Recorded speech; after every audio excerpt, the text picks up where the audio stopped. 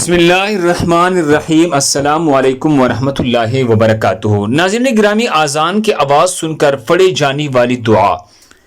جب مؤذن کی اذان کی آواز سنی تو یہ دعا پڑھے: اشہد ان لا الہ الا اللہ وحدہ لا شریک لہ وان محمدا عبدہ ورسولہ رضیت باللہ ربا وبمحمد رسولا وبالاسلام دینا۔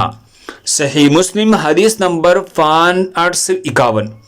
ترجمہ یہ ہے: میں گواہی دیتا ہوں کہ اللہ جل شانہ کے سوا کوئی معبود نہیں، وہ اکیلا ذات ہے، اس کا کوئی شریک نہیں، اور محمد صلی اللہ علیہ وسلم اس کے بندے اور رسول ہے۔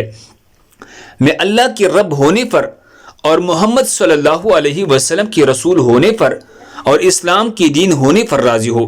اس کی فضیلت یہ ہے، حدیث شریف میں آتا ہے، جو اذان سنے اور یہ کلمات کہے تو اس کی گناہ معاف کر دی جاتی ہے۔